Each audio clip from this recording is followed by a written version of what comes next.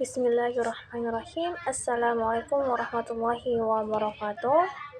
Di sini saya akan menjelaskan atau mempresentasikan 10 jurnal dari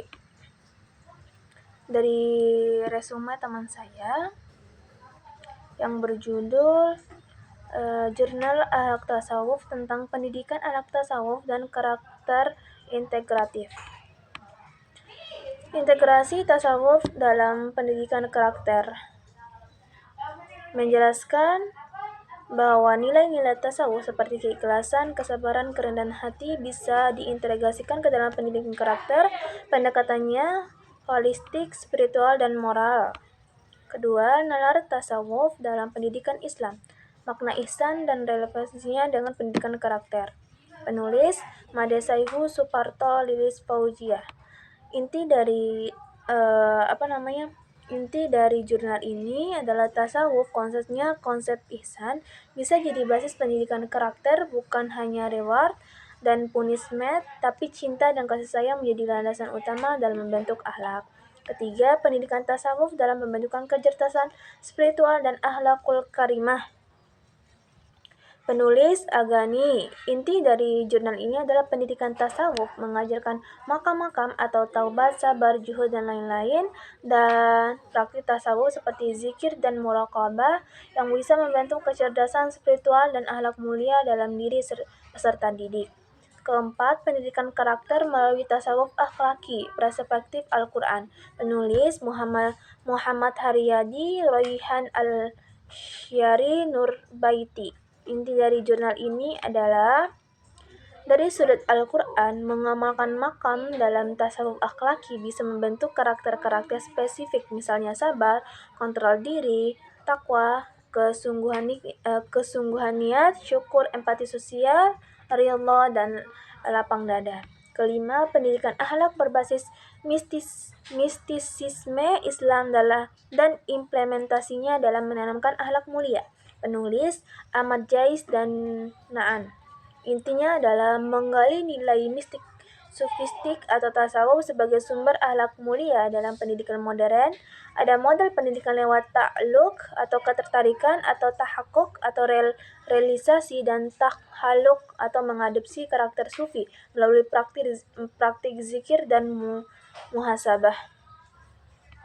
Keenam, metode pendidikan akhlak tasawuf Wali Songo. Penulis Muhammad Muhazir. Intinya adalah studi sejarah dan metode Wali Songo atau ulama sufi di Jawa. Untuk mendidik akhlak, mereka tak hanya menyampaikan ritual, tetapi menanamkan etika sufistik seperti saling menghormati, kerendahan hati, dan kesadaran spiritual melalui hubungan sosial dan pengajaran moral. Ketujuh, akhlak tasawuf basis pendidikan multikultural di Indonesia. Penulis Haldara Rajab. Intinya adalah akhlak sufistik bisa jadi fondasi pendidikan multikultural. Karakter sufi, sabar, toleran, rendah hati bisa menguatkan pendidikan karakter dalam masyarakat majemuk dengan cara damai dan inklusif. Kedelapan, intelesasi kajian kitab akhlak tasawuf dan pendidikan karakter di pesantren Al-Hikmah Bandar Lampung. Penulisnya adalah peneliti dari UIN Raden Intan Lampung. Intinya adalah penanaman nilai sufistik lewat kajian kitab atau naskah akhlak tasawuf di pesantren secara internal, bukan hanya tahu tapi juga merasakan dan mengamalkan nilai sufi dalam kehidupan santri. Kesembilan, pendidikan karakter berbasis spiritualisme Islam.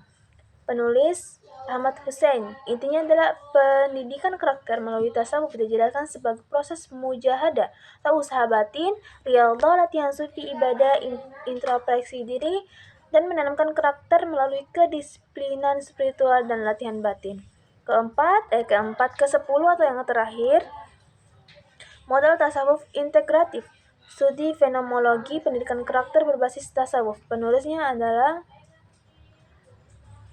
Daulay dan kawan-kawan.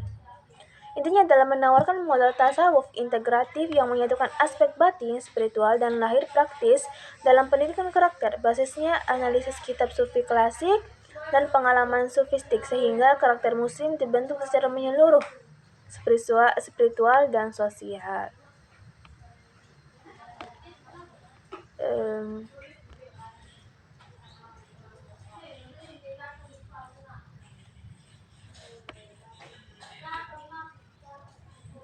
Mungkin ini saja pada pembahasan yang kali ini.